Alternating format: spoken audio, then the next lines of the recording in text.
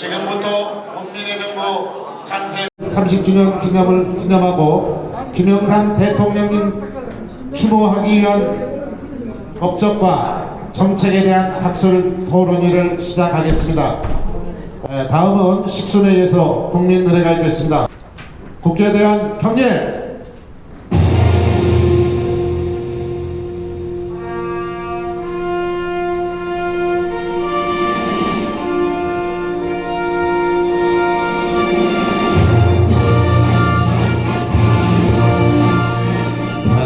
자랑스러운 태극기 앞에 자유로운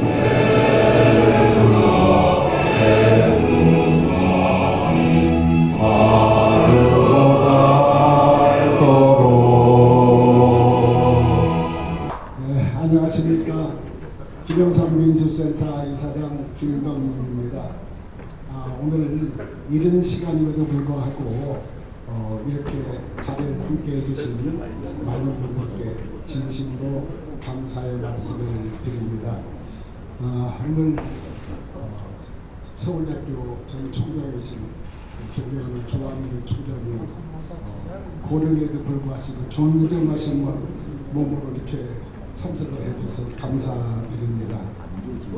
그리고 권영세 장관이 사실 지금 국회 매우 바쁜데 이렇게 참석을 해주시고 우리 김영삼 이 도서관을 관리하고 계시는 우리 박인하 공자부총장님 감사를 드립니다. 이 자리를 처음 보니까 멀리서 많은 분들이 오셨습니다.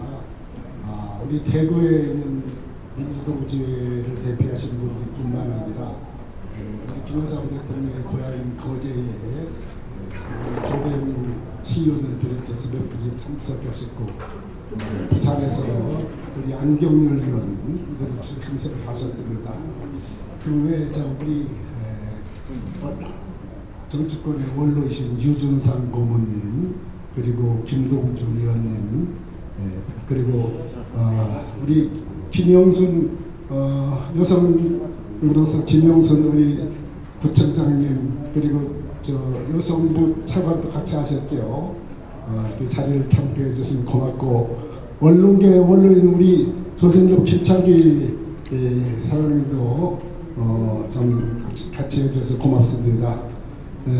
오늘은 참 특별한 날입니다.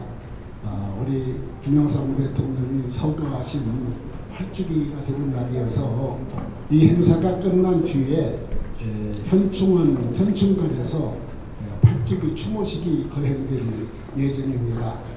그리고 오늘 이 행사는 김영삼 대통령이 문민정부를 세운 30주년이 되는 해를 맞아서 저희 민주센터가 우리 김 대통령의 민주화 투쟁 과정뿐만 아니라 그리고 문민정부에서의 여러 가지 업적을 객관적으로 평가하는 우리 1년의 행사를 해왔는데 오늘이 8번째 행사가 됩니다.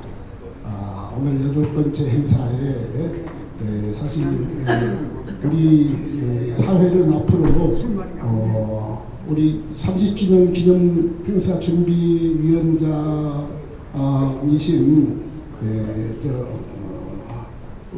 이각봉 카이스트 교수가 사회를 보게 되고 그리고 발표는 카이스트 이홍규 교수님, 그리고 대담의 최양부 수석과 조용기 고려대 교수님이 함께 해서 오늘 아주 의미 있는 행사가 되리라고 생각을 합니다. 우리 시대의 선구자로서 민주화 운동의 선봉에 서셨던 김영삼 대통령은 새로운 세계적 변화에 조응하여서 하기 위해서 과감하게 1995년에 세계화 추진 선언을 하셨습니다. 당시에 우리나라는 여러분 알다시피 우루과이 라운드를 거쳐서 WTO가 설립되는 그런 과정에서 세계로부터 많은 그런 시장 개발 압력을 받고 있었습니다. 그때 김영삼 대통령은 사실 민주투사답게 새로운 세계로부터의 도전을 능동적으로 수용을 했습니다. 우리 대한민국이 더 이상 개발도상국가로서의 지위에 연연하지 말고 선진국들과 동등한 지위에서 세계화를 추진하기로 결정했던 것입니다. 그것이 1995년이었으니까 문민정부가 출범한 2년 후였습니다. 이렇게 세계화와 정부화를 통한 개혁은 김영삼 대통령의 어떤 의미에서 제2의 민주화 선언이라고 말할 수가 있습니다. 세계화를 개혁 개방의 엔진으로 활용해서 우리나라를 경제뿐만 아니라 사회, 문화, 과학기술 등 정보통신 등 전 영역에서 세계적 수준으로 업그레이드하겠다는 그런 계획이었던 것이라고 생각합니다. 김영삼 대통령은 세계화는 우리 민족의 생존 전략이면서 발전 계획입니다. 우리 사회의 모든 분야를 세계 수준으로 끌어올리고 행동과 사고의 영역을 지구 차원으로 확장해서 21세기에 통일된 세계 중심 국가를 만들자는 것입니다. 이런 나라가 바로 신한국입니다라고 세계화 선언을 이렇게 말씀을 하셨습니다.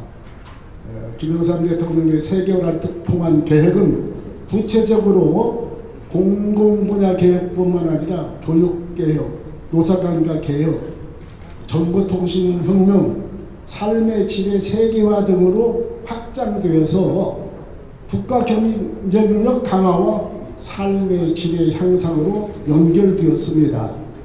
우리는 김영삼 대통령 임기 말에 발생했던 외환위기를 기억하고 있습니다. 그런데 그 외환위기가 노동개혁이라든가 부실기업의 정리, 또 금융개혁 등 위기를 예방하기 위해서 김영삼 대통령이 여러 가지 노력이 있었지만도 이것이 무산되면서 발생했다는 사실을 잘 모르고 있습니다. 그 과정에서 또한 IMF 체제로 상징되는 소위 국제금융체제가 한계를 노출하면서 국외적인 요소가 또한 여기에 간이하게 됐다는 사실도 제대로 알지 못하고 있습니다. 흔히 말하기를 외환위기의 본질은 신뢰의 위기라고 이렇게 말을 합니다. 한국 경제가 국제금융시장에서 신인도 추락을 겪게 된 가장 큰 원인이 무엇이었습니까? 여러분 아시다시피 기아 사태 처리 과정에 있었습니다. 당시 기아를 만일 부도 처리했더라면 한국 경제가 국제사회에서 급속하게 신뢰성을 상실하는 경우는 일어나지 않을지 모른다고 저는 생각을 합니다. 그러나 그것은 당시 기업이라든가 또 노조가 가지고 있던 정치권이나 언론에 대한 영향력을 고려할 때 당시 김영삼 대통령 임기가 마저 얼마 남지 않은 그런 외인덕에 걸린 정부였기 때문에 이런 것들을 뛰어넘기가 사실상 불가능했다고 생각이 듭니다. 우리 한국은 외환위기가 발생할 당시에 그때 같은 해에 외환위기를 겪었던 태국이나 인도네시아에 비교될 수 없는 사실상 튼튼한 경제 펀더멘털을 가지고 있었습니다. 그럼에도 불구하고 1997년 10월 23일에 홍콩 증시가 폭락하면서 우리나라에서 가장 신용도가 높다고 했던 포스코나 산업은행을 비롯한 주요 기업들이 해외에서 신규 자금을 확보하지 못하는 사태가 벌어졌습니다. 이에 부득이 한국은행은 외환 보유로 가지고 있던 외환 보유로 기업들의 외환 수요를 지원했고 그렇게 지원하다 보니까 결과적으로 외환 부족 사태를 겪게 되었습니다. 그래서 정부는 부족한 외환 부족을 채우기 위해서 IMF에 구제금융을 신청하였고 곧바로 IMF 동의를 얻어냈습니다. 그러나 IMF의 협력마저도 금융개혁법안이 사실상 그때 국회에서 통과되지 못했습니다. 그리고 당시 IMF가 요구했던 당시 대통령 후보 상임의 동의 교육을 받아내려고 하는데 이것들이 정치적인 이유로 지연되고 이런 정치적 상황에 겹치면서 순탄하게 IMF 협력을 받는 것이 이루어지지 못했던 것입니다. 남대구 전 총리는 당시 분석에서 말하기를 당시 한국의 외환위기는 부족한 외화만 메울 수 있었으면 그것으로 끝날 수 있는 일이었다라고 이렇게 말을 하고 있습니다. 본격적인 금융위기로 그러나 그렇지 못해서 본격적인 금융위기로 확대되었습니다.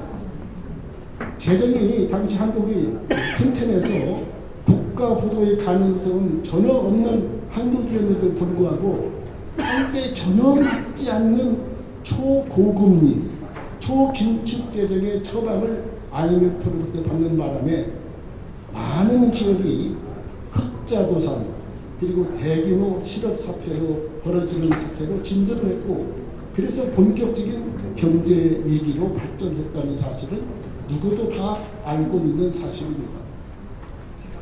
그러나 한편으로 이렇게 좀 자유하는 사람도 있습니다. 외환위기를 겪었기 때문에 우리 한국 기업들이 고질적인 병폐를 많이 해소했다. 그래서 우리 국제 학계에서는 한국의 외환위기를 은폐된 축복이다. 이렇게 말하는 사람들이 있습니다. 그러나 당시의 경제계나 노동조합, 금융기관, 기업, 관료 사회 등 많은 당사자들이 자기들과 연관되어서 발생했던 이 외환위기에 대해서 아무도 책임지라는 사람이 없고 오로지 그 책임을 모두 김영삼 대통령에게 지우려 하는 것은 대단히 유감스러운 일이 아닐 수가 없습니다. 물론 YS 정부가 책임을 떠넘기려는 것이 아니라 이제는 외환위기에 대하여 제대로 평가하고 역사로부터도 제대로 교훈을 얻는 일이 우리 시대의 과제가 아니겠는가 저는 그런 생각을 해봅니다. 오늘 이 세미나를 통해서 외환위기의 진실을 찾는 그런 계기가 되기를 저는 진심으로 기대하고 있습니다. 여러분 오늘 외환위기 진실에 대한 세계화와 외환위기 진실에 대한 토론회를 여러분 함께 경청해 주시고 오후 2시에 있는 동작동 현충관에서의 김영삼 대통령 혈축이 추모행사에도 적극적으로 참여해 주실 것을 진심으로 부탁드리겠습니다. 감사합니다. 네, 저는 방금 소개받은 카이스트 명예교수로 있는 이홍규라고 합니다. 아무래도 뭐 저를 대부분 분들이 모르실 테니까 간단하게 소개를 하고 시작을 하도록 하겠습니다. 저는 한 23년 정도 정부에 있었고 그중에 한 3년 반을 청와대에서 우리 저기 계신 이갑봉 수석님을 모시고 있었고 그 전에 이제 박세일 수석님하고 같이 이제 지내온 경험을 갖고 있습니다. 그 이후에 정부를 떠나서는 한 17년 동안 대학에 몸담으면서 지난 한 6년 전에 정년 퇴임을 하였습니다. 오늘 제가 아마 이 논의로서 얘기하도록 초청을 받은 것은 아마 제가 박세일 수석님 여기 계신 이갑봉 수석님을 모시고 세계화라는 뭐 제가 청와대 들어갔을 때 들어간 날 한 달을 세계화 구상을 드래프팅 박세일 수석님하고 같이 드래프팅을 하느라고 보냈고요. 그것이 뭐 95년 2월 초에 대통령의 세계화 구상으로 발표했고 그런 인연 때문에 아마 여기에 온 것 같습니다.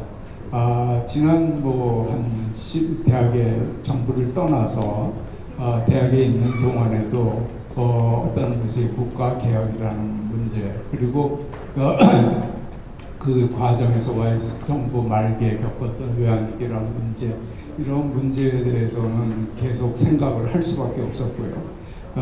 과연 이것이 우리나라 사회에 미래에 어떤 영향을 미칠 것이냐 하는 것이 저한테는 하나의 주어진 화두 중에 하나였다고 생각을 합니다.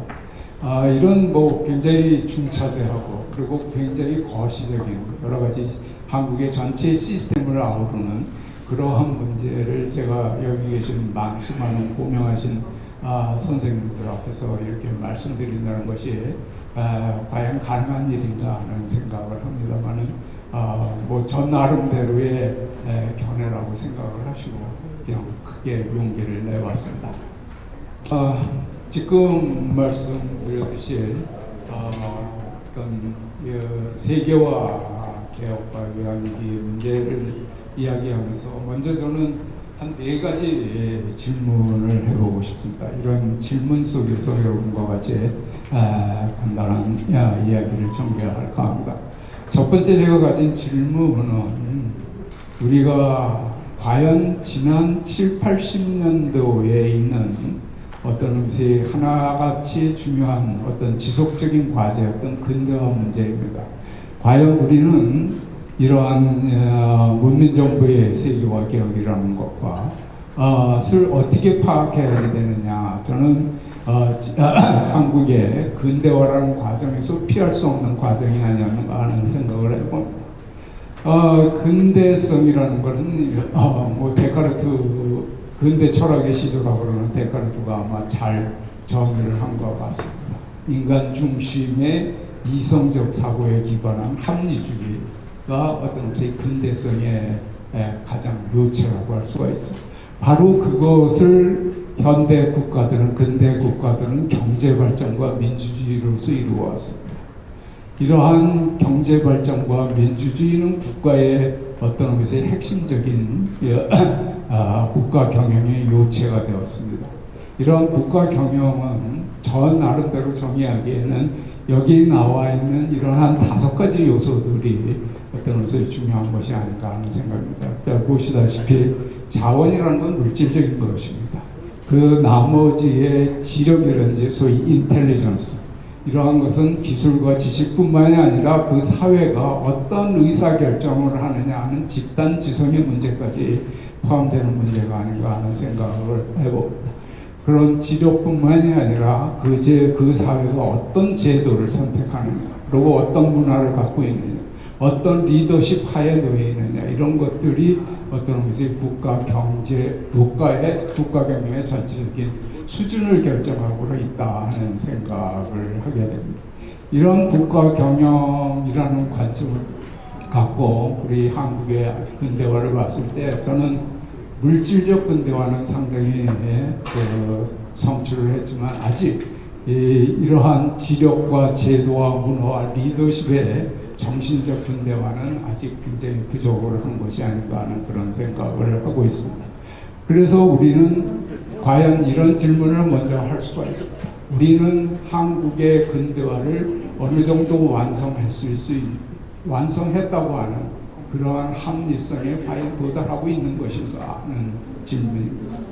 두 번째 제가 가진 질문은 세계화 문제입니다.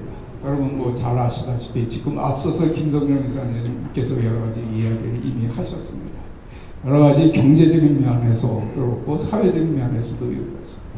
이런 모든 국가가 자본주의로 획일화되면서 모든 국가는 다를 하면 굉장히 경쟁 상태에 빠집니다. 그러한 경쟁 상태에서 모든 국가가 가지고 있는 하나의 중요한 화두는 무엇이냐면 제도의 선진화 문제였습니다. 문민정부의 김영삼 대통령의 세계화 비전도 바로 그러한 어떤 의미의 제도와 선진화라는 화두를 국가 경영의 전면에 내세웠던 것이라고 생각이 됩니다. 그것이 어떤 것의 한마디 말로 표현한 것이 세계 인류 국가다. 그런 세계 인류 국가라는 것은 다른 말로 표현하면 역량과 제도와 문화의 선진화가 아닌가 하는 생각입니다. 그런 의미에서 당시에 저희 박사일 수석을 모시고 제가 한 일 중에 하나는 박사일 수석께서 뭐 세계화 정책기획수석실에서 한 일 중에 하나는 여러 가지 뭐 일들이 있었지만 주로 교육개혁, 노동개혁, 복지개혁 내지 정보화 개혁을 어떻게 추진할 것이냐 하는 그런 고뇌 속에 있지 않았나 하는 생각을 합니다. 그것이 과연 성과가 있었느냐 아니냐 하는 문제는 부대 사람들의 평가에 맡겨야지 되는 문제이지만 아마 그런 노력이 이제 전개됐다고 말씀드릴 수 있을 것 같습니다. 세 번째 제가 가진 질문은 우리 외환위기를 1997년도에 겪게 됩니다. 그런데 이 외환위기라는 것은 우리가 위기 발생의 프로세스를 보면 어떤 것은 명확합니다. 기업의 부실이 이제 나타났고 그것이 대기업 부도로 이어졌습니다. 그러한 대기업 부도라는 것은 금융의 부실로 금방 나타났고 그 금융의 부실이 결국 위기 발생의 외환위기로서 직접적으로 연결이 됐습니다. 이 과정은 앞으로도 계속 이야기를 드리도록 하겠습니다. 그러한 외환위기 상황에서 결국 그 해결은 재정에 의해서 이루어진 겁니다. 재정이 그 후에 약 168조 원 정도가 투입이 됐습니다. 결국 다른 말로 하면은 기업의 부채를 재정으로 전환시킨 겁니다. 재정으로 메워준 것이라고 할 수가 있죠. 물론 재정에 투입된 168조 중에 분석이 하면 약 70% 정도가 환수가 됐다고. 그렇지만은 이러한 재정의 부담이 없었으면 다른 말로 하면 국민의 부담이 없었으면 이러한 외환위기를 극복을 할 수가 없었던 거다 하는 그런 말씀을 드리고 있습니다. 이러한 막대한 부담과 막대한 희생을 치렀는데 우리는 과연 여기에서 무슨 교훈을 지금 얻고 있는가 하는 자성을 해볼 필요가 있습니다. 이 문제는 나중에 좀 설명을 드리도록 하겠습니다. 네 번째 제가 가지고 있는 질문은 우리는 국가는 항상 위기 속에 여러 차례 수차례 계속 반복적으로 직면할 수밖에 없습니다. 그렇지만 그 위기 해결의 방식은 어떤 의미에서 그 시대의 국민들이 어떤 선택을 하느냐 하는 것에 달려 있습니다. 위기를 제대로 해결하기 위해서는 우선 문제를 확실하게 규명에 들어갈 수가 있어요. 그리고 거기에 일종의 대증요법이 아닌 굉장히 구조적인 뼈아픈 구조적인 개혁을 할 수가 있어요. 그런데 과연 그랬느냐 하는 것을 어떤 의미에서 다시 한번 살펴볼 수가 있습니다. 굉장히 문제에 접근해서는 어떤 의미에서는 담선적 사고가 아니었나 하는 것을 저의 생각을 해봅니다. 문제의 원인에서는 어떤 의미에서는 외생으로서 일종의 몰아버린 거 아닌가 하는 그런 생각도 해봅니다. 다른 한편으로는 문제의 인식을 어떤 문제의 본질을 규명한다고 보다는 자기 편한 대로 해석하고 자기가 보고 싶은 것만 보는 그런 인지적 왜곡 상황에 빠져 있었던 것은 아닌가 하는 생각을 합니다. 그 다음 또 제가 말씀드리고 있습니다. 과연 문제의 치유가 근본적 개혁을 이루어낸 거냐 하는 거죠. 그렇지 않고 어떤 의미의 대증요법으로 어떤 정치적 해결을 위해 해결로서 어떤 포장을 한 것이냐 하는 문제일 수가 있습니다. 과연 우리는 이러한 어떤 의미의 문제가 제대로 규명되고 제대로 해결됐느냐 하는 것을 어떤 의미에서 다시 쳐다볼 필요가 있다. 왜 그러냐면 그러한 어떤 의미의 문제의 접근 방식은 지금의 우리의 선택에 바로 영향을 미치고 있다는 말씀드립니다. 이러한 네 가지 질문을 어떤 의미에서 시작을 하면서 먼저 외환위기가 왜 1990년대 중반에 일어난 상황이었느냐 하는 것을 저 나름대로 몇 가지를 간략하게 말씀드릴 수 있겠습니다. 아까 우리 김동영 이사장님도 말씀드렸지만 당시의 상품 시장은 무역 시장은 굉장히 어떤 의미에서의 굉장히 어떤 의미에서 새로운 혼란 속에 있다. 왜 그러냐면 중국이라는 새로운 강자가 나타나기 시작했고 수많은 개도국들이 자본주의의 어떤 의미에서의 획일적 어떤 체제 속에서 굉장히 급박한 경쟁 구도 속에 들어가고 있습니다. 그러한 측면에서의 중국과 동남아의 특히 경제 발전은 한국의 경제 발전을 본받아서 어떤 정부 주도와 외자의 도입, 외차입 성장을 어떤 것을 성장 모델로서 취해왔던 것입니다. 이러한 상품 시장과 함께 금융 시장 또한 굉장히 변화를 겪고 있습니다. 이러한 새로운 경제 체대, 새로운 플레이어들 속에서 경기는 국지적으로 상당히 변동성을 보일 수밖에 없었고, 많은 금융 시장들이 개방이 되고 새로운 플레이어들이 같은 금융 네트워크로 연결되면서 세계 전체가 어떤 의미에서의 시장의 전염성이 굉장히 강화되지 않는가. 다른 말로 하면 네트워킹이 과거보다는 굉장히 높은 고도로 심화되지 않았는가 하는 생각을 합니다.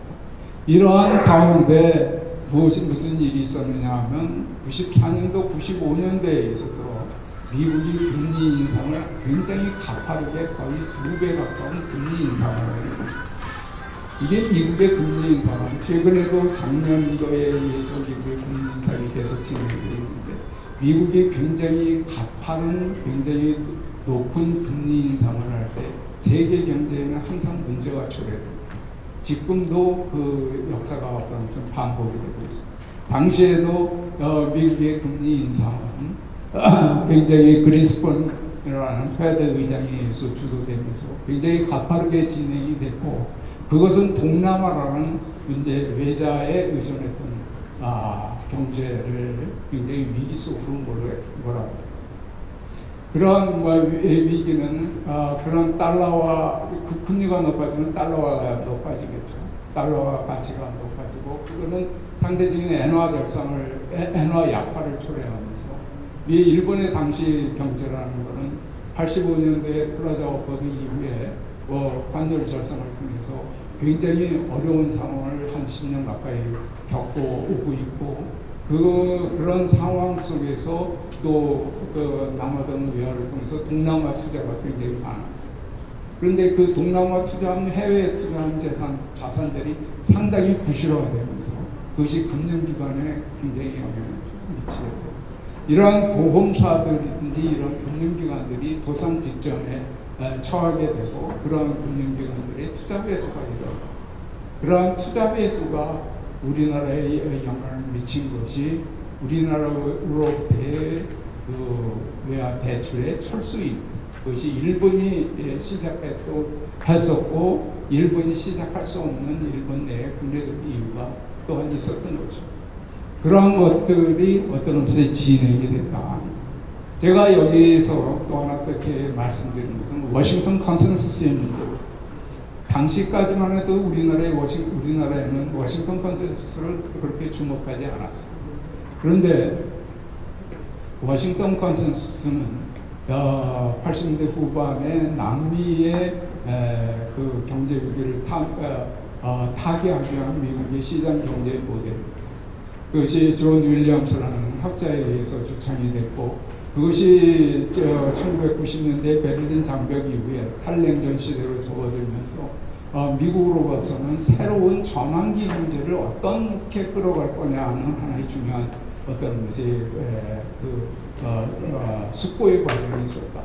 그래서 그 당시 어떤 것이 미국의 정책 결정자나 학자들이 하나의 컨센서스가 빌딩업 됐다고 그런다면 이 워싱턴 컨센서스입니다. 그런 어떤 전환기의 경제나 위기에 처한 경제에 할 때는 시장 경제 모델을 도입하도록 미국이 주도적인 역할을 해야지 되겠다 하는 것입니다.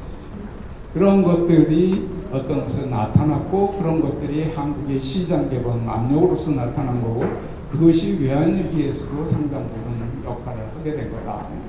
당시 외환위기 상황 속에서 재무성 차관보가 왜 한국적인 IMF와 함께 한국에 와갖고 한국의 조치들을 볼 수밖에 없었느냐 하는 것은, 저는 그런 워싱턴 컨센서스라는 미국의 정책 결정 시스템 내에서의 일종의 어떤 아주 명확한 방향성이 있지 않는가 그런 생각을 해보게 됩니다. 한국의 문제를 잠깐 본다 그러면 한국은 당시에 일종의 저로서는 성장의 한계에 약간 봉착을 하고 있었다. 왜 그러냐면 1980년대에 한 10%대의 성장을 이루었습니다. 이것이 1990년대로 들어오면서 한 7, 8%대의 성장을 이루게 됩니다. 성장의 그 동력이 조금 떨어지긴 했습니다만 굉장히 나름대로 고성장을 이루게 됩니다. 그런데 이런 상황 속에서 아마 여러분들도 잘 아시다시피 폴 크루그만이라는 노벨 경제학자가 하나의 중요한 논문을 쓰게 됩니다. 그 미스 오브 더 아시안 미라클이라는 그 아시아의 경제 기적이 어떤 메커니즘이 어떻게 작동되고 있는 거냐 하는 것을 지적한 논문이었습니다. 그 사람의 논문은 당시 굉장히 센세이셔널했습니다. 이 논문에서 지적한 것은 아시아의 경제 발전이라는 것은 결국 자본과 노동의 투입으로만 이루어진 거지 생산성의 증가로서 이루어진 것이 아니다. 즉 다시 말하면 제대로 된 경제 성장이 아니다 하는 얘기라고 할 수가 있습니다. 그런 의미에서 어떤 의미에서 폴 크루그만의 지적이 있었고요. 그러다 보니까 장기적으로 10여 년 동안에 이렇게 한 경제 시스템이 성장을 하게 되면 항상 그것이 문제를 초래를 하게 돼요. 왜 그러냐면 투자가 과잉적으로 성장이 계속되게 될 거라는 어떤 의미에서의 그런 낙관적, 미스티플 띵킹을 자꾸 하기 때문에 과잉 투자가 일어나고 유동성이 커지고 그러면서 어떻게 되느냐 하면은 그것이 경제의 거품으로 섞이게 돼요. 결국 경제가 어려워지고 경제가 불황이라는 것은 그러한 거품을 제거하는 과정. 그런데 일반 사회, 정치권들은 그러한 고통을 싫어합니다. 경제는 고통 없이는 커나갈 수 없는 겁니다. 그런데 그러한 우리의 어떤 인식의 수준은 그런 불안과 고통을 피하고자 하는 그것이 어떤 굉장히 문제의 본질이 아니었나 하는 생각도 해봅니다. 다음 경상수지 적자가 계속 늘어나고 있습니다. 그리고 96년대는 굉장히 큰 폭으로 늘어났습니다. 그 다음에 기업 부채는 대기업들의 대마불사라는 어떤 뭐 이런 환상에 사로잡혀서 계속적으로 투자를 하고 그 투자는 차입을 통해서 만들어졌습니다. 주로 이것도 외자의 차입을 통해서 이루어지는 일이었습니다. 그러니까 당연히 높은 부채비율이 될 수밖에 없었고 당시에 우리나라의 부채비율을 보면 근 400%가 제조 평균에서 넘고 있었는데 당시 미국의 제조 부채 비율을 보면 한 150% 정도. 그러니까 이제 상당히 어떤 의미에서 우리의 금융 구조가 얼마나 취약했느냐 하는 것을 알 수 있습니다. 그 다음에 뭐 고이윤 저생산, 고비용 저생산, 이 기업이 이렇게 그 궁치를 늘려도 이유는 굉장히 낮죠. 그런 이제 어떤 의미에서 상황 속에 있었고 그것이 나타난 것이 97년도였고 아주 급격하게 나타났다. 한보의 도산을 필두로 해갖고 거의 월 1개꼴의 재벌 기업들이 그 도산에 부도 위험에 처하게 이러한 상황 속에서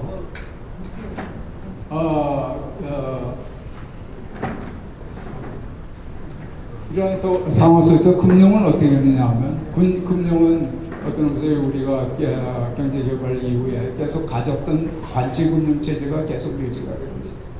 이런 관치금융은 어떤 것은 자원 조달 체제로서는 굉장히 효율적이고 효과적인 체제입니다. 그런데 다른 한편 보면 금융의 안전성이라는 면에서는 굉장히 위험한 체제라고 할 수 있습니다. 다시 말씀을 드리면 금융 자체의 자율적 관리 능력이 없게 된다. 그러니까 일종의 타입적 시스템 속에서 쌓여야 돼요. 그러니까 거기서 이제 대표적으로 나온 것이 금융의 건전성 문제입니다. 이 건전성을 금융기관들은 건전성을 어떤 것을 생각하지 않고선 금융 감독과 건전성에 관한 감독 체제도 거의 없었고 BISB라는 것도 제대로 지켜지지 않고 그런 상황이 어떤 것에 이것이 지난 이전에 어떤 쭉 진행되어 온 그런 시스템이었습니다. 그러한 상황 속에서 이러한 어떻게 되어 있느냐 하면 특히 종금사, 금융권들이 어떤 의미에서 자신들의 비즈니스 모델인 예대 마진에 집착하고자 싼 외자를 빌려갖고 어떤 의미에서 저금리 외자를 빌려갖고 고금리에 국내 고금리에 대출을 해요. 당시 국내 금리는 한 12% 가까이 됐습니다. 당시에 외자 도입 금리는 이제 뭐 한 4, 5% 나섰죠. 그러니까 어떤 의미에서는 금융기관은 외자만 도입할 수 있으면 그냥 또 돈을 달라는 데는 아니니까 그 이자 차이 상상만 하면 돼. 그런데 여기에는 굉장히 중요한 함정이 있습니다. 그 함정이 뭐냐면 미스매치의 문제입니다. 단기 차입을 거의 3개월 단위로 이 차입을 했거든요.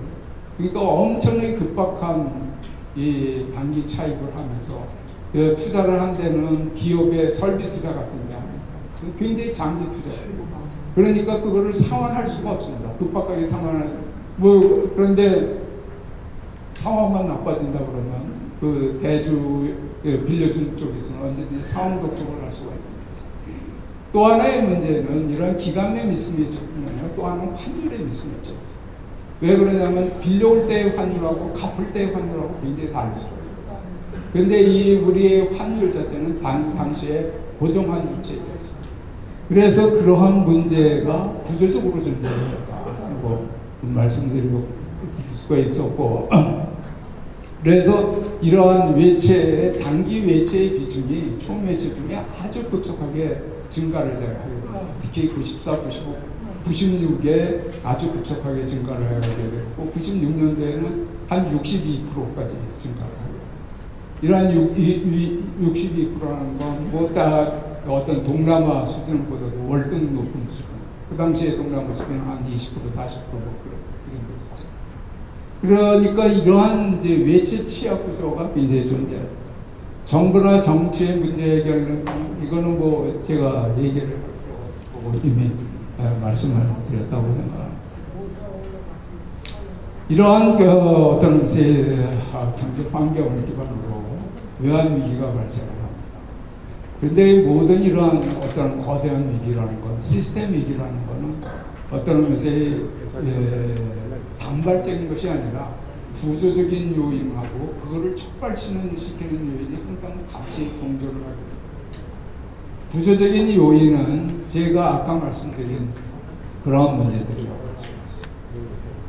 그런데 이런 촉발적인 요인이 굉장히 발생합니다. 동남아 외환, 동남아 경제 위기라는 상황이 발생을 하고 거기에 일본의 대출 회수라는 문제가 발생합니다. 거기에 아주 결정적인 어떤 의미에서 전환점이 된 10월 말에 홍콩 증시의 폭락 사태가 발생합니다. 이러한 일련의 과정을 통하는 것이 어떤 외생 변수로서 굉장히 외국 투자가들의 심리에 결정적인 영향을 미치고 이런 것들이 있었고 내부적으로서도 또 완전했느냐 하면 굉장히 부분적입니다만 정부 측에서도 이러한 위기를 관리하는데 상당히 몇 가지 실수가 있었다고 보이고 정치권의 구체적임에 대해서는 뭐 이미 잘 알고 계시고 이미 김동연 의사님도 지적을 하셨습니다.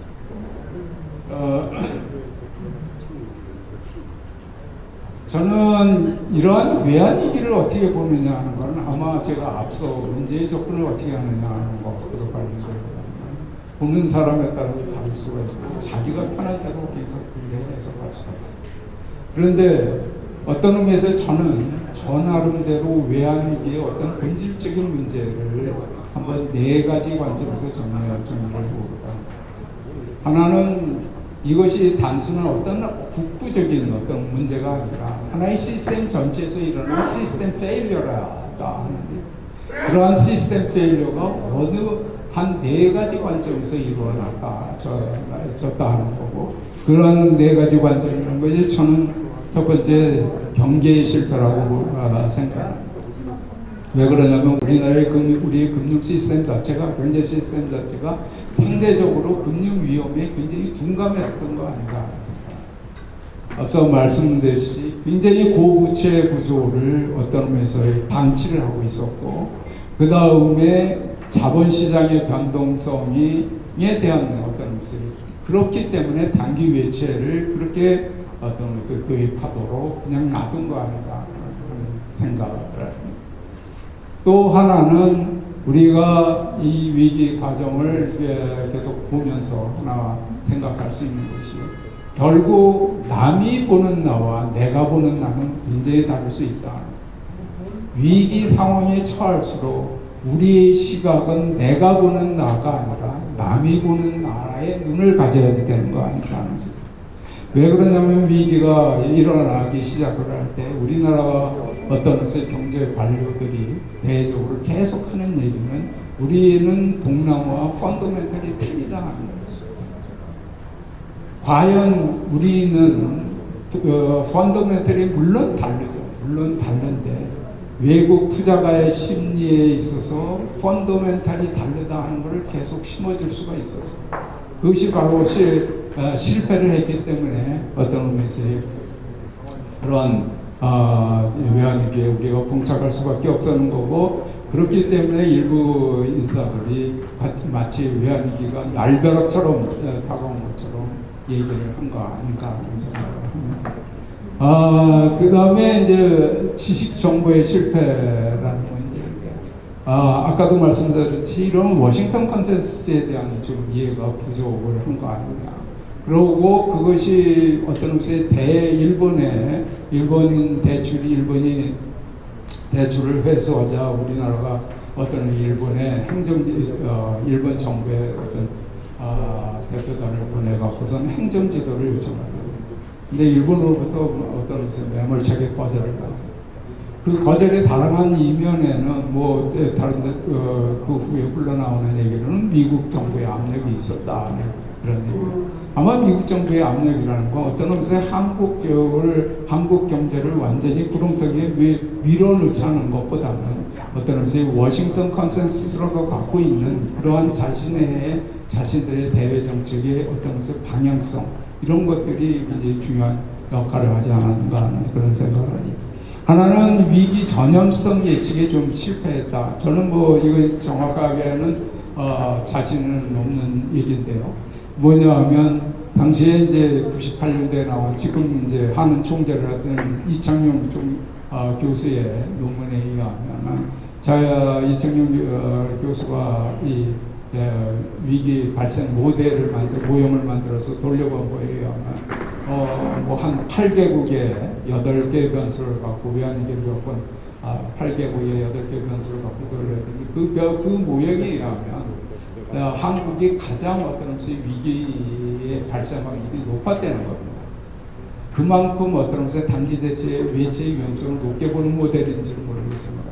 그런 지적이 있는 것을 보면 우리가 좀 더 위기의 전염성에 대한 좀 더 과학적 접근이 좀 더 필요하지 않을까 하는 그런 생각을 해봅니다.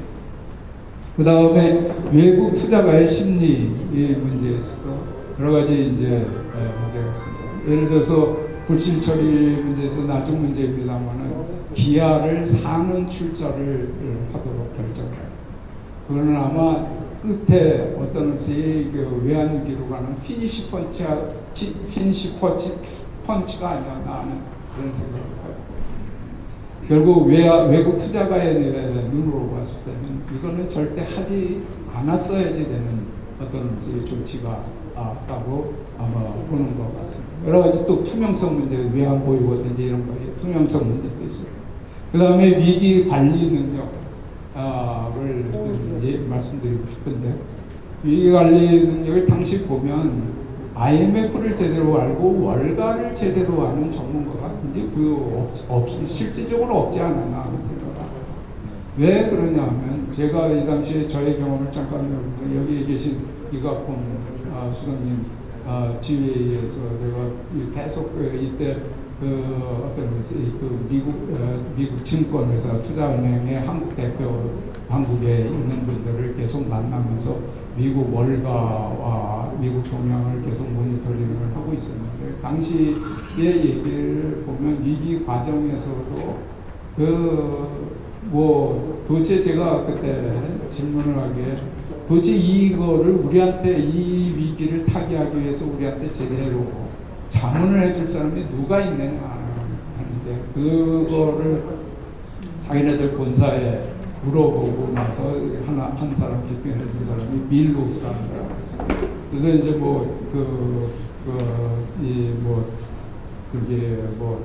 경제 쪽에 조금 얘기를 하는데 저도 그 사람이 할 수 있는지 자신이 전혀 없는 얘기죠. 그냥 이런 사람이 있다 하는 거예요.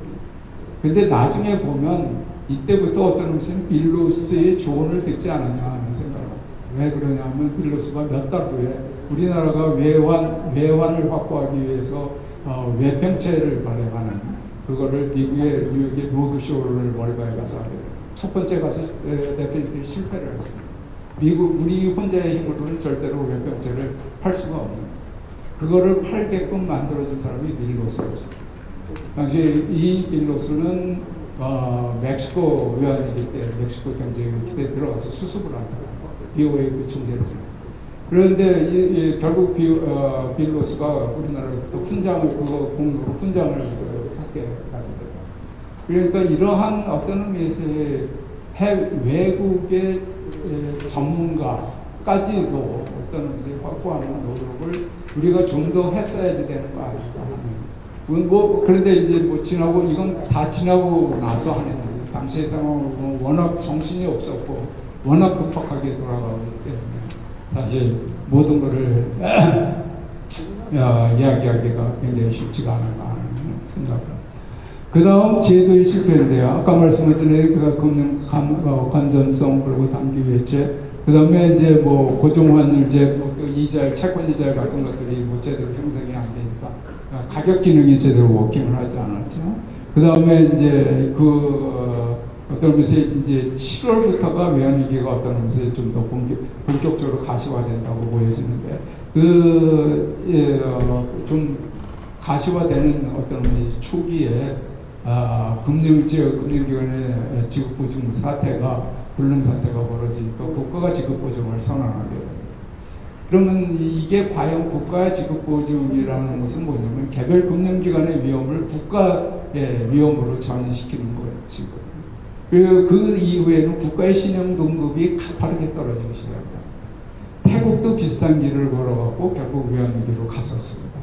그렇기 때문에 어떤 의미에서 이런 문제를 좀 더 신중하게 오히려 국가의 지급보증이라는 건 굉장히 라스트 초이스로서 좀 더 미루는 것이 좀 더 바람직하지 않은 저 개인은 그런 생각을 해보게 됩니다. 저도 이 당시의 상황을 내부적인 상황을 정확히 모르는 거니까 제가 이걸 단언적으로 말씀드릴 수는 없다고 보여집니다. 그 다음에 불실 처리로 보면 한보가 1월달에 났을 때는 처음에는 시장 관리에서 해결하겠다. 그 다음에 계속적으로 한 달에 하나씩 재벌의 보도가 터지면서 점점 말이 바뀌게 됩니다. 나중에는 기아는 어떤 공기업화, 사는 출자를 통해서 공기업화하겠다는 그런 상황까지 초래가 되게 됩니다. 그런 것들이 어떤 무슨 외국의 투자 심리에 굉장히 영향을 미치게 되지 않은가요? 그 다음에 미완의 제도 개혁, 여러 가지 이야기를 할 수가 있을 것 같습니다. 어떤 것은 굉장히 어정쩡한 당시로서는 개혁의 상태에 있었고 개혁이 완성되지 않으면 그 효과가 굉장히 나타날 것 같습니다. 그것은 나중에도 말씀드릴 우리나라의 어떤 경제에 굉장히 중요한 변수인 그러니까 자본과 노동 이외의 총요소 생산성의 문제로 직결됩니다. 그렇기 때문에 이런 문제를 한번 얘기해 볼 수가 있을 것 같고요. 그 다음에 리더십의 실패하는 얘기인데 주로 이제 정부와 정치권에 관한 문제라고 할 수 있습니다. 경기 관리, 지금 외환 관리도 이제 10월 달에 보면 결국 이제 급하니까 외환 시장에 개입을 하게 됩니다. 그래서 이 외환 시장에 개입을 하면서 가용 외환의 상당 부분을 어떤 무슨 손실을 시게 하게 돼요. 이것이 이제 결국 투자가 심리를 또 악화시키는 이제 요소가 아니야. 그다음에 뭐 정치 내부 논리 뭐 이거는 뭐 각자 어떤 것이 내부적으로 정치권 정부에서 진행된 얘기고요. 그다음에 정치 논리 이건 뭐 제가 말씀드릴 필요도 없을 것 같고요.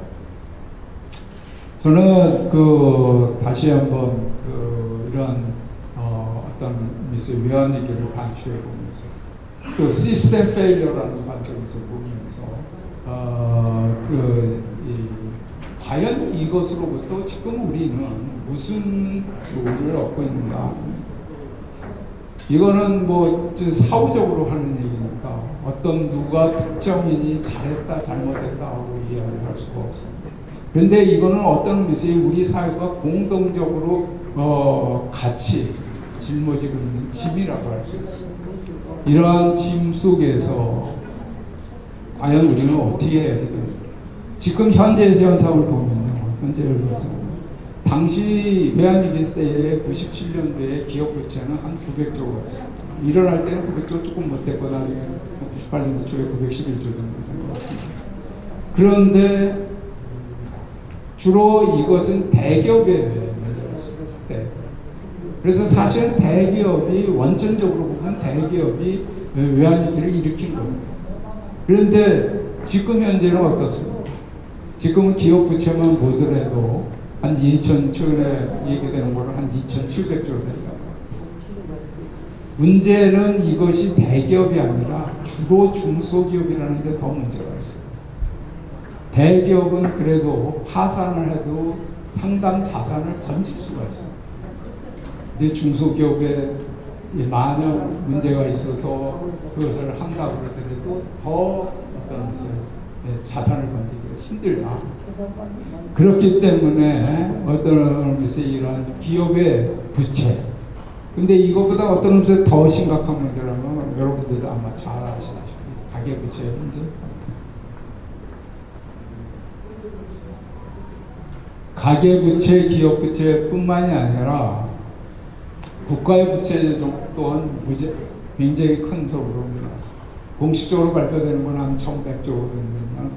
연구백원은 대선 충당금까지 했지만 한 2,500조 된다고 얼마 전에 발표가 됐습니다. 그런데 여기에 뭐 숨겨진 뭐 요새 항전이나 LH나 뭐 여러 가지 얘기들이 있습니다만 공기업 부채 또한 이제 굉장히 과연 공기업 부채가 그냥 놔뒀을 때 정부가 들어가지 않고선 과연 가능한 것인가 하는 굉장히 여기에 아주 자영업에 대한 자영업 부채에 아주 심각한 또 한 문제가 있습니다. 여기에 부동산 전세 대출과 관련된 어떤 것의 전세 자금이 굉장히 큰 폭으로 늘어나고 있습니다. 이건 사적 금융의 부분입니다만 결국 이것이 경제의 내관 역할을 충분히 할 수 있는 부동산의 어떤 상태에 따라서 되느냐에 따라서 경제 내관 역할을 충분히 우리나라가 그 당시의 GNP보다 지금 약 한 3배 정도의 GNP가 증가를 했습니다. 국가 예산은 당시보다 한 8, 9배 정도 증가했습니다. 주로 GNP를 따져야 돼요. GNP는 뭐 크게 잡아서 서너 배 증가했는데 과연 부채는 얼마나 늘어나? 그래서 요새 계속 나오는 얘기는 GNP 대비 부채를 생각을 할 때 외환위기 때보다 훨씬 늘어났다는 겁니다. 과연 이 문제를 우리는 어떻게 할까? 물론 외환 보유고가 많아졌기 때문에 상대적으로 외환위기 걱정은 덜합니다만 내부적으로 나타나는 금융위기를 과연 우리는 어떻게 처리할까? 특히 지금 문제는 뭐냐면 미국의 고금리 체제로 갔고 당분간 그 고금리 체제가 끝이지 않을 겁니다. 근데 역사적으로 보면 미국의 고금리 체제가 지속된 지 한 1, 2년 후서부터 꼭 세계경제에 엄청난 폭풍이 몰아치고 있습니다. 물론 미국의 기축 통화력은 과거보다 굉장히 약화됐고 미국의 경제적 영향력도 약화됐습니다만 아직까지 달러화를 대체하는 기축 통화는 없습니다. 그것이 그만큼 금융에 영향을 미치고 있다고 생각합니다. 우리가 어떻게 이 새로운 시대에 이 문제를 이겨나갈까?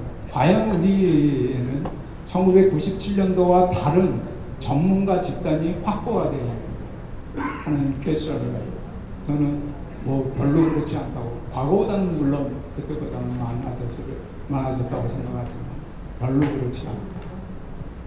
예를 들어서 미국은 2008년도에 그 어떤 금융 위기를 통해서 GM의 돈을 집어넣으면서 GM의 돈을 집어넣으면서 GM의 구조조정을 위해, 기업 구조조정을 위해 구조조정 전문가를 자꾸 찾아서 프라이빗 섹터에서 그걸 집어넣었어요. 우리는 과연 그런 사람들이 과연 있겠느냐 하는 것들을 다시 한번. 또한 이것보다 더한 문제는 결국 이러한 모든 문제, 어떤 의사결정의 문제, 제도 선택의 문제, 이런 것들은 우리의 집단 지성이 결정해야 됩니다. 과연 현재의 정부 그리고 현재의 정치권에서 그런 합리적 집단 지성을 낼 수 있겠구나 하는 생각을 해봅니다. 제도의 실패, 뭐 여러분들 잘 아시다시피 어떤 것의 금융기관이 굉장히 외환위기에 중심적 역할을 했는데 어떤 것의 금융기관이 변한 것이 별로 없습니다. 옛날에 비해서 예대 마진을 중심으로 하는 비즈니스 모델은 그대로 90%는 예대 마진에서 그 수익이 나오고 있습니다. 미국은 한 50%에서 예대 마진에서 수익이 나오고 있습니다. 그 다음 그 부실에 대한 책임, 그거는 별로 없습니다. 대선 충당보다 훨씬 더 생각보다 적어요. 지금의 위기 상황보다 훨씬 더 적게 쌓고 있습니다. 과연 위기가 일어났을 때 금융기관이 어떤 역할을 할 수 있을까 생각합니다. 재정 어떤 의미에서 지난 정부 때 엄청난 재정 고갈이 일어났습니다. 지금의 재정 상태에서, 지금의 부채 구조에서 과연 재정의 역할을 할 수 있을까? 그리고 지금 미래에 예상되는 비용, 특히 복지 비용 이런 것들을 고려를 할 때 과연 재정이 역할을 할 수가 있겠습니까? 저는 재정의 어떤 것의 한계는 이미 도달했다고 생각합니다. 과거에 1997년대에 재정은 정말로 튼튼했었어요.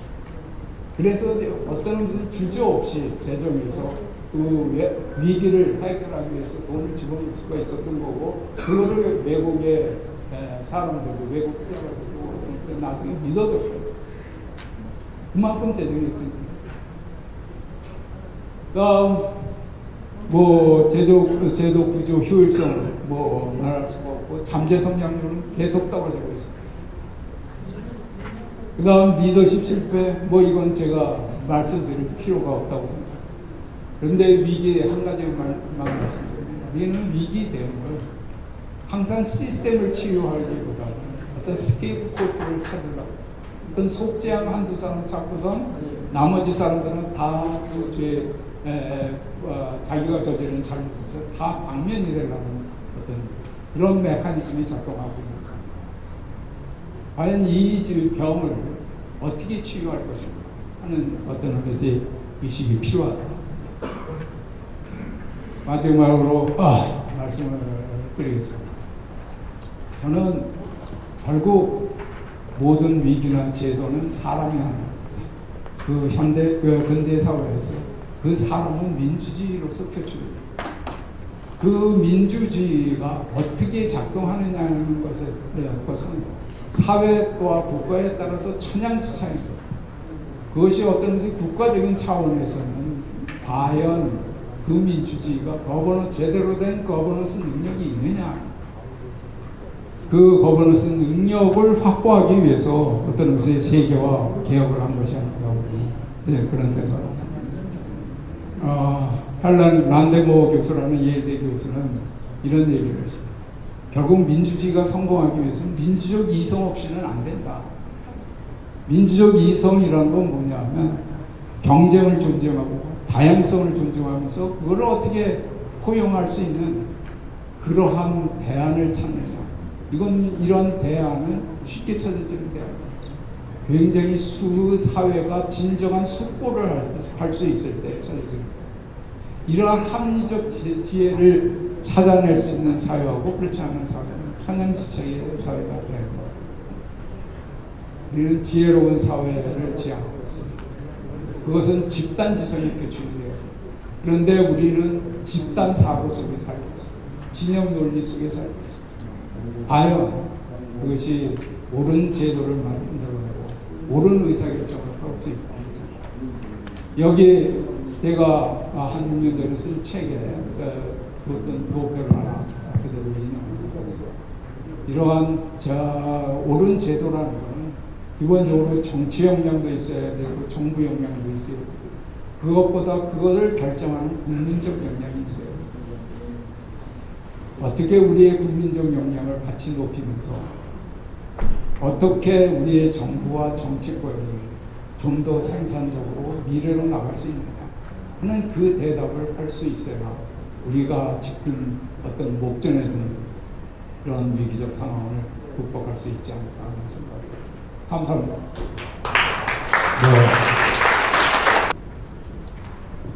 올해 문민정부 출범 30주년을 기념해서 저희가 우리 김덕용 민주센터 이사장님 지도 아래 이 김영삼 대통령 업적 평가 회의를 계속 열고 있습니다. 저는 우리나라의 세 분의 위대한 대통령이 있었다라고 생각하는데, 그 첫째는 건국 이승만 대통령이고, 두 번째는 산업화를 이룩한 박정희 대통령이고, 세 번째로는 건국과 산업화 과정에서 생겨났던 많은 모순을 개혁하고, 그럼으로써 건국의 의미와 국가 건설의 의미가 새로운 시대의 새로운 차원에서 제대로 정착돼서 우리나라를 발전에 이끌게 한 김영삼 대통령이라고 생각합니다. 그런데 그 김영삼 대통령의 5년간 치적에 대해서 저희가 1년 동안 보면서 정말로 이렇게 애국심을 가지고 매일매일 성실하게 대통령직을 수행하신 분은 참 보기 힘들다. 그런 면에서 제가 앞에 김영삼 대통령 앞에 계셨던 이승만 대통령이나 박정희 대통령의 그 애국심과 비견할 만한 애국심을 가진 지도자를 우리는 가지고 5년 동안 정말 성실하게 일을 하셨는데, 그러나 지금 현재 국민들의 평가는 좌는 좌대로 우는 우대로 김영삼 대통령에 대해서 상당히 박하게 평가하면서 제대로 평가하지 못하는 이 현실에서 올해 김영삼 대통령의 정말 제대로 평가할 수 있는 가장 처음 걸음을 뗐다는 점에서 지금까지 했던 우리의 그 모임이 굉장히 큰 의미를 갖고 있다고 생각합니다.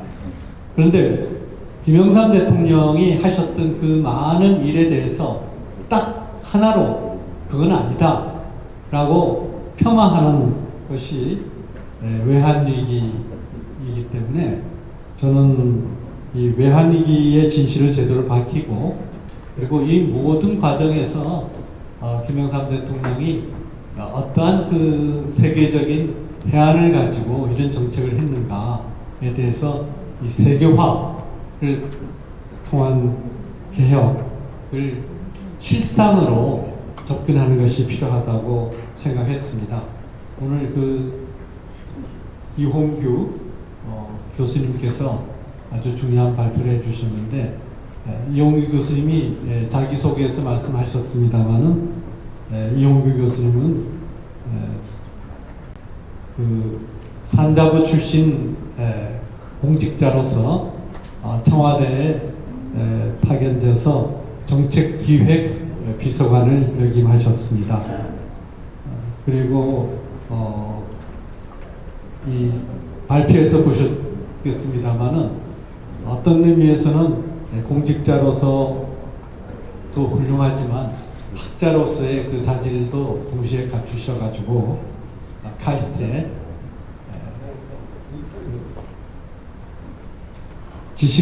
기술경영학과 교수로서 역임하시다가 얼마 전 정년 퇴임하셨습니다. 오늘 그 발표를 잘 들었고요.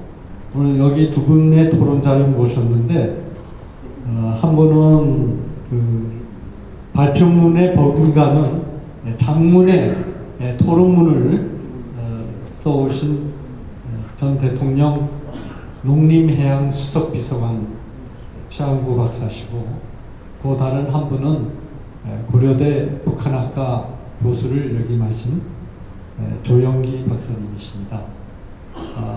제가 이렇게 많은 토론문을 써가지고 오셨는데 이 시간을 11시 50분에는 무슨 수가 있어도 맞춰달라는 이 주최 측의 요청이 있어가지고 각 토론자에게는 10분밖에 토론 시간을 못 드리는데 이 10분간의 토론 시간을 정말 효율적으로 쓰셔가지고 꼭 그 토론 시간을 지켜주시기를 부탁드리면서 먼저 우리 조영기 교수님 부탁드립니다. 네, 안녕하십니까. 저는 고려대학교 북한학과에서 교pon을 잡고 있는 중에 박세일 전 수석과 같이 한반도 선진화재단을 만들었고요. 지금은 한반도 선진화재단에서 사무총장을 하고 있습니다. 세계화 이라는 저는 떠오르는 단어가 그때 95년 세계화라는 단어를 처음 발표했을 때 우리 언론들이 우주화냐 아니면 뭐 무슨 뭐냐 이러면서 비아냥거렸던 것이 지금도 생각납니다.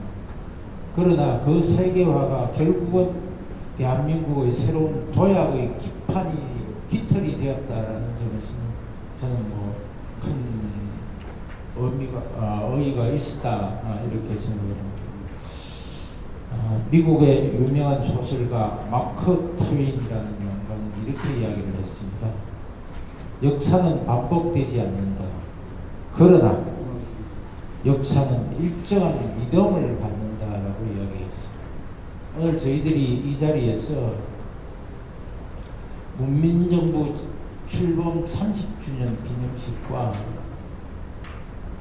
또 김영삼 대통령님 서거 8주년에 대한 기념 행사를 하면서 왜 역사에 대한 이야기를 다시 해야 되는가 라는 이야기가 아마 마크 트웨인의 이야기에서 함축되지 않는가 라는 거로 생각이 듭니다. 저는 오늘 두 가지에 대해서 말씀을 드리겠습니다. 제가 좀 게을러서 토론문을 자기 집에 넣지 못했습니다. 나중에 넣을 기회가 있으면 다시 넣도록 그렇게 하겠습니다. 죄송합니다. 두 가지에 대해서 말씀을 드리겠습니다. 먼저 세계화 계획이 가지고 있는 의미와 그리고 외환위기의 본질이 무엇인가 그리고 외환위기의 장본인은 어디에 있는가에 대한 세 가지에 대한 얘기를 드리려고 합니다. 먼저 시대정신으로서의 세계화 지도자의 덕목 중에는 여러 가지 덕목이 있습니다만 저는 중요한 것이 시대정신을 찾아내고 그 시대정신을 실현하는 것이라고 생각을 합니다. 시대정신은 일반적으로 이야기를 하면 보편적 정신이라고 이야기를 할 수 있는데 1995년 그 당시에 김영삼 대통령님이 재임하시던 그 당시의 시대정신은 무엇이었던가에 대한 것을 한번 저희들이 생각해 봐야 될 것 같습니다. 86년 이후 3조 현상, 저달러, 저금리, 저유가, 고도성장 무역수지 흑자 달성, 올림픽 특수로 인한 내수 확장 뿐만 아니라 일시적 호황을 겪었는데 이 호황은 오래가지 않았습니다. 대외적 여건 변화와 함께 3조 호황의 이유는 생산적 투자로 이어지지 않았다는 겁니다. 그리고 우리는 그때 당시에 80년 후반부터 시작해서 나왔던 부동산 주식 거래와 관련된 우리의 투기적 성향에 대해서도 생각을 한번 해봐야 될 것 같습니다. 이때 당시에 95년에 왜 우리에게는 새로운 시대 정신이 필요했는가? 저는 이렇게 봅니다. 30년 지속된 산업화의 발전 모델이 지속 가능성이 있었는가 없었는가에 대해서 굉장히 많이 고민을 했던 것 같습니다. 그때 당시에 80년부터 시작해서 레이거노민스, 대처리점, 동유럽의 체제 전환, 구소련의 해체 등 세계적인 문명사적인 변화가 일어났습니다.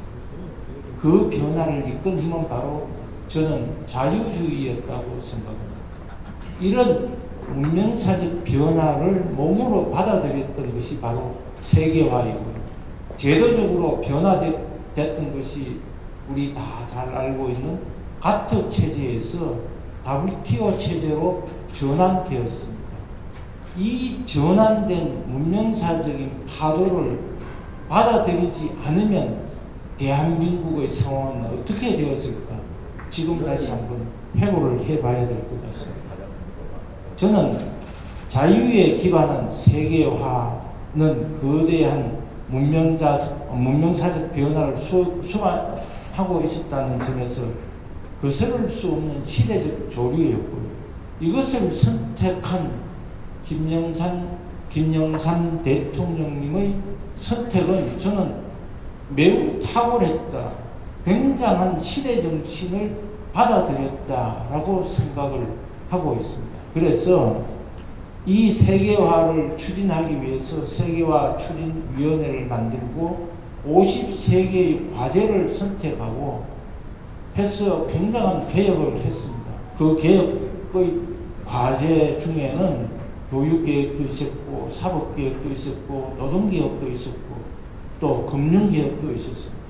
그러나 이 중에 된 것이 무엇이 있는가? 만약에 이 개혁들이 제대로 되었으면 우리가 97년 말 외환위기라는 이 엄청난 국가적 제안을 받아들였을까? 라는 점에서 나중에 다시 이거와 관련된 얘기를 드리겠습니다. 외환위기의 본질은 저는 세 가지라고 봅니다.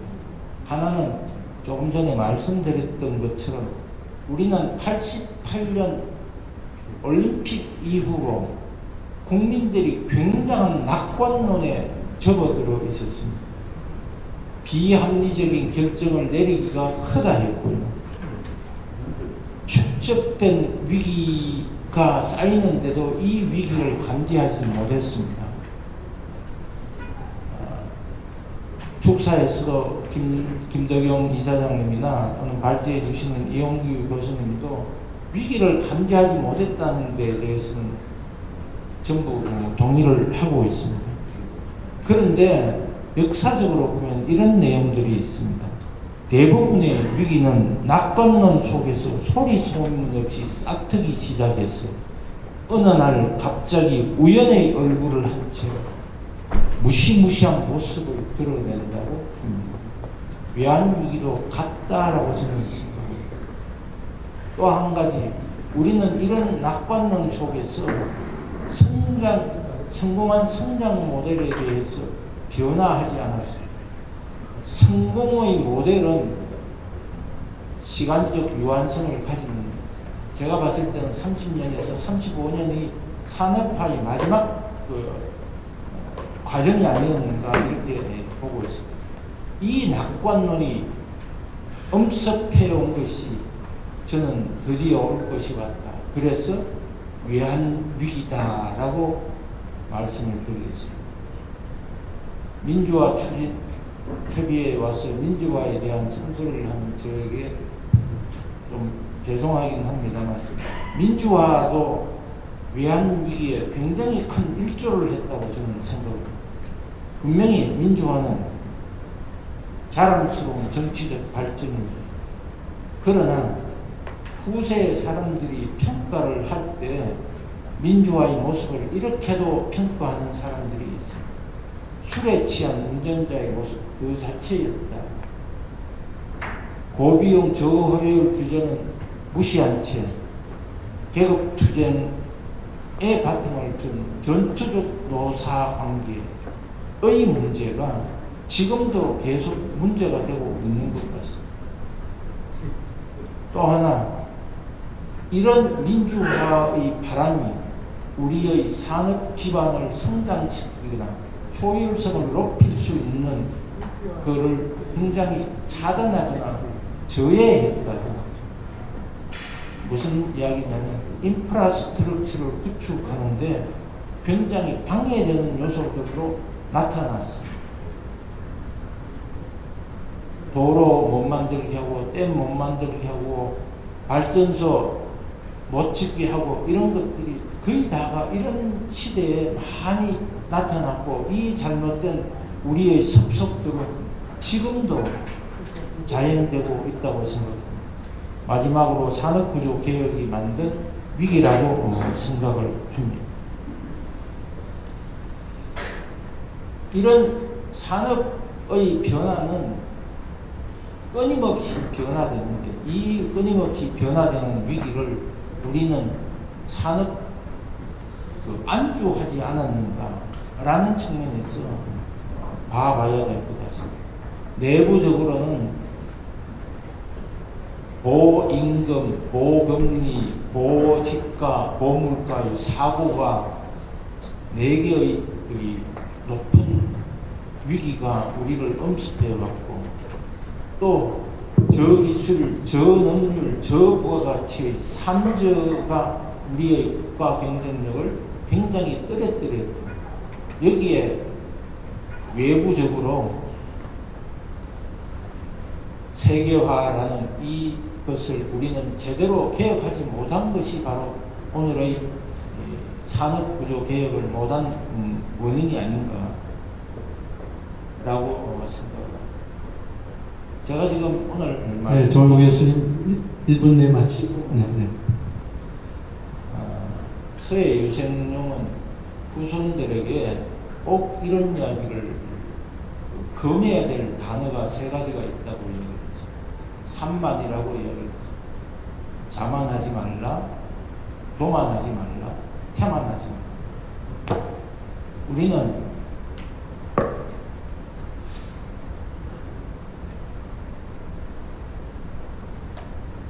그 황금빛 또는 80년대 말 3조 호황으로부터 시작해서 왔던 그 호황에 대해서 너무너무 황금빛으로 장밋빛으로 우리 스스로를 자만하지 않았는가에 대한 반성이 조금 있어야 될 거예요. 두 번째는 모든 민주화는 모든 것을 다 수술할 수 있고 모든 것을 다 치유할 수 있었다는 교만함이 있었지 않았는가에 대한 반성도 저는 조금 해야 된다고 생각합니다. 그리고 산업구조 개혁이나 또는 모든 개혁을 하는데 우리 스스로 우리가 게으르지 않았는가, 태만하지 않았는가에 대한 반성도 해봐야 된다라고 생각을 합니다. 저는 이제 오늘 지금부터 이런 우리에게 나쁜 잘못된 이런 습속들을 바꾸는 계기가 되어야만 때로는 정말로 세계화 시대에 저희들이 주창했던 중요한 세계 인류 국가로 갈 수 있는 토대가 되지 않겠나 이렇게 생각을 하면서 저희 토론을 마치겠습니다. 감사합니다. 안녕하십니까. 방금 소개받은 최한국입니다.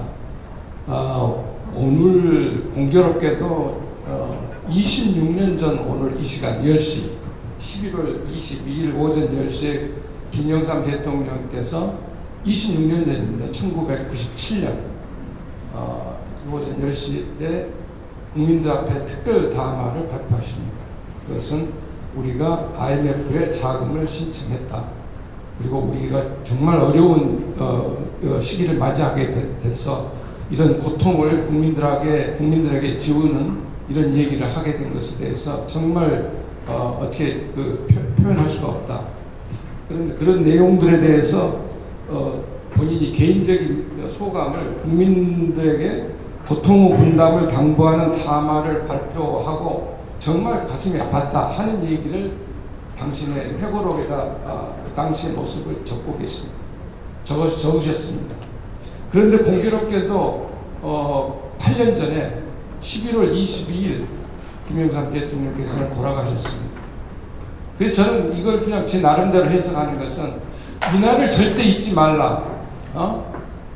우리 국민들한테 또 후손들한테 이날은 절대로 잊지 말라 하고 그 몸으로 영면하시면서까지 이날을 기억하도록 만들어 주고 계시지 않는가 이런 생각을 합니다. 그러면서 지금 우리가 김영삼 대통령이 돌아가시고 나서 문민정부가 끝이 난 것이 1998년 끝이 나고 지난 25년의 세월이 지나고 정부가 5정부가 지나가는 과정이 있었습니다.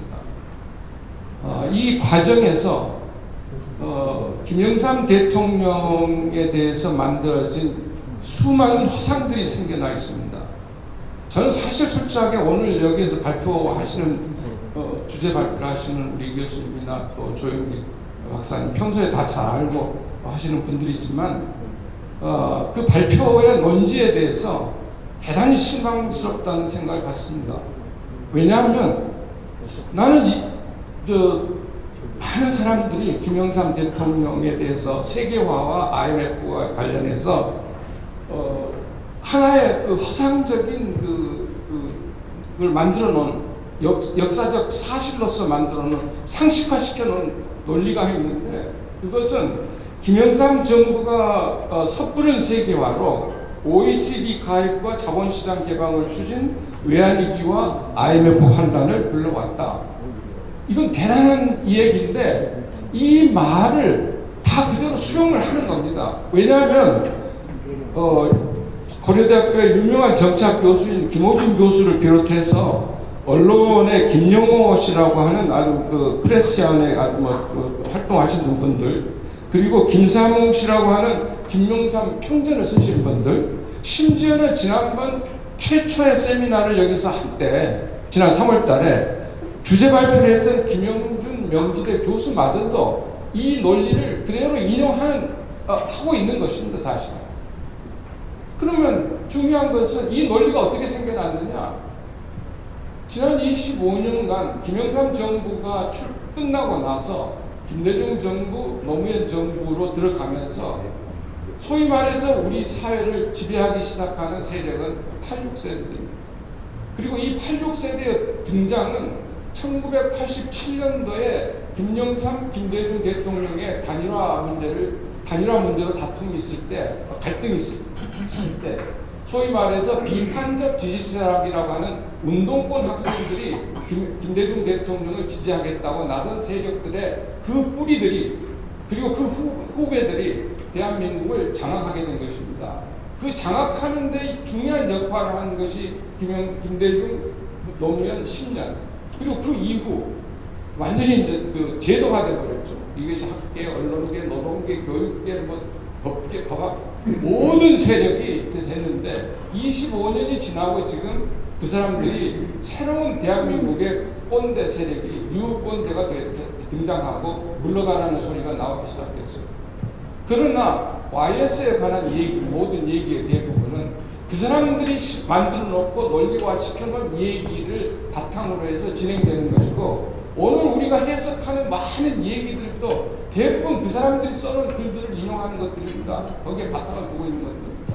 진실인가? 그것들이 진실인가에 대해서 우리가 과연 한 번 더 심각하게 고민을 해보고 적어도 김영삼 대통령은 그 당시에 이런 문제들에 대해서 어떻게 생각했는지 당신이 돌아가시기 전에 2012년에 최소한도 2012년에 써놓으신 2006년도에 처음 나왔죠. 조선일보에서 만든 회고록 2권이 있는데 그 회고록에 굉장히 소상하게 세계화를 붙잡고 내가 무슨 고민을 했는지, 그리고 이 IMF 시절에 무슨 고민을 했는지 하는 얘기가 다 나와 있습니다. 그것에 대해서 정말 심각하게 읽고 고민을 하고 이런 말씀들을 하고 계시는 건지 저는 솔직하게 저는 의문이 들어간다 이런 얘기입니다. 그것은 세계화의 구상이라는 것을 제일 먼저 김영호 교수 김영호 교수 미안합니다. 죄송합니다. 김호진 교수, 고려대학교 정치학과 교수, 김호진 교수의 책 속에서 이 이야기가 만들어집니다. 그런데 이 이야기를 그 다음부터서 많은 사람들이 그 글들을 써 나갔는데 이 이야기의 핵심은 세계화는 아무런 그 내용도 없는 김영삼 대통령이 내용도 모르고 뜻도 이해도 못하고 그리고 이 정치적인 구호로서 깜짝 쇼를 했고 그리고 그런 바탕에서 허상에 빠져가지고 IMF에 OECD에 가입했고 그래서 문을 열어서 전부 다 이런 IMF까지 불러왔다.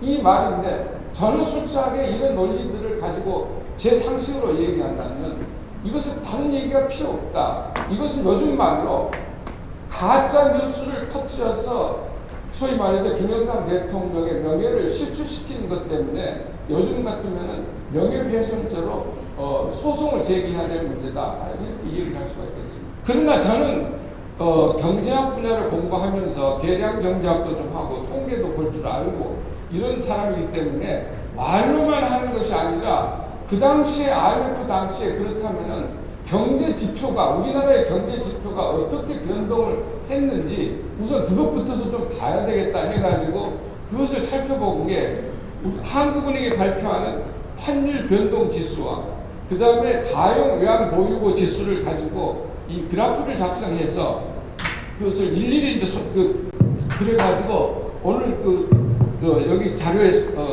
소개를 했는데 그 내용을 보시면은 22페이지에 그림이 있습니다. 이 두 개의 그래프가 있고요. 그 다음에 또 하나는 29페이지에 보시면은 이것을 종합하는 그래프가 있는데 그 전에 21페이지의 그래프를 보시면 이것은 언론에 떠돌아다니는 그림들입니다. 이 그림이 뭘 의미하느냐?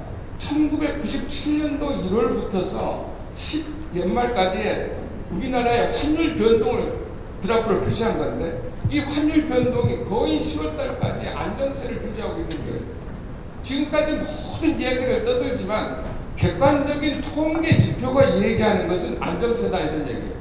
그때 고정환율제를 우리가 사용했다고 흔히 얘기하는데 이건 거짓말이에요. 고정환율제는 1964년도에 폐지가 됐고 그 뒤에는 이 IMF 당시에 이 1997년도 초기에는 시장 평균 환율제라고 해서 그때 시장 평균 완전한 자유시장 환율제도는 아니지만 시장 경제를 반영한 시장 변동을 반영하는 환율제 하에 있었다는 거예요. 그런데 이 제도 하에서 나타나는 이 그래프를 보면은 모든 이야기는 그 밑에 그림은 다시 또 그 특수에서 본 건데 압축해서 본 건데 1997년 11월에서 12월 2달 사이에 마치 우리가 흔히 얘기하는 미친 누구 널뛰듯이 이 환율이 뛰는 현상이 나타났다 이 그래프가 여기 참석해 계신 여러분, 최양부 수석께서 당시에 이 남소의 부당한 고소에 의해서 법정 투쟁을 2년 가까이 하시면서 겪었던 많은 고초를 지금 이 단시간에 말씀하실 수가 없습니다. 그러나 최양부 수석께서 김영삼 대통령에 대한 충성심이라고 그럴까요?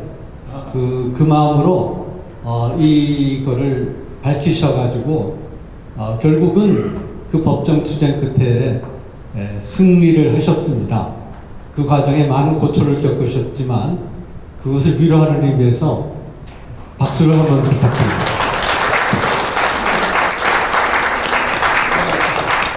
시간이 다 돼서 이제 끝을 내달라고 얘기를 하시는 것 같은데, 저건 뭐 기회가 또 있을는지 없을는지 모르겠지만 한번 이 자세한 내용들을 한번 보시기를 바라고, 그래서 외환위기는 5단계의 그 과정을 거쳐서 게임 체인지가 일어나면서 단순한 외환 유동성 위기가 외환 위기로 바뀌고, 그리고 그것이 다시 이 환란으로 전이가 되는 게임 체인지 과정이 진행되는데, 이 과정을 전부 다 이 그래프를 가지고 통해서 쳐다보면은 그것이 변동이 일어나는 변곡점들이 있습니다. 그래서 그 변곡점이 일어나는 날짜별 통계 자료들이기 때문에 그것을 좌표에 찍어서 그 날짜들을 체크해서 그날 국가적으로 또는 세계적으로 무슨 일이 있었는가를 전부 다 추적해서 역추적해서 그 날짜들을 살펴보니까 5단계로 끊어지는데, 그 날짜의 변동점은 첫 번째는 김영삼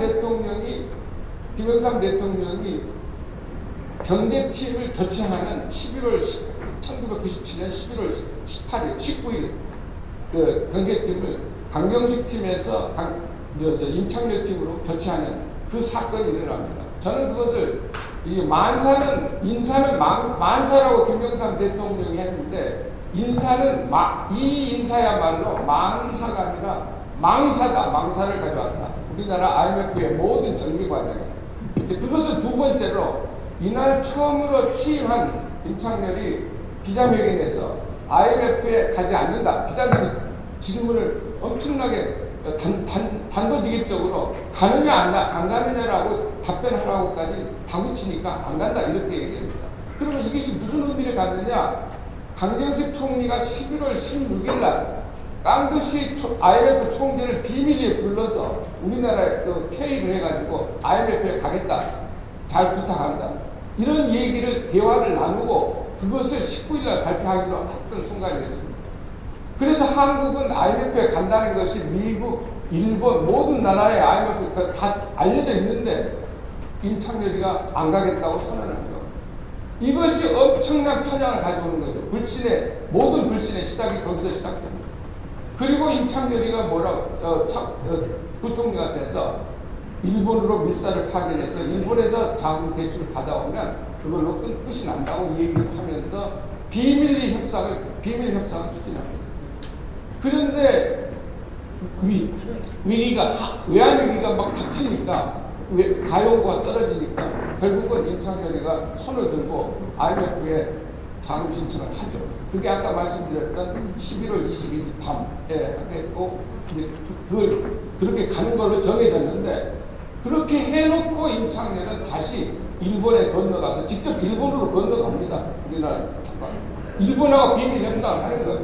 예, 그 사실을 안 클린턴 대통령이 김영삼 대통령한테 전화를 해서 한국은 국가 부도를 일주일 내에 이 문제를 해결하지 않으면 국가 부도를 낼 수밖에 없다고 경고를 내게 돼요.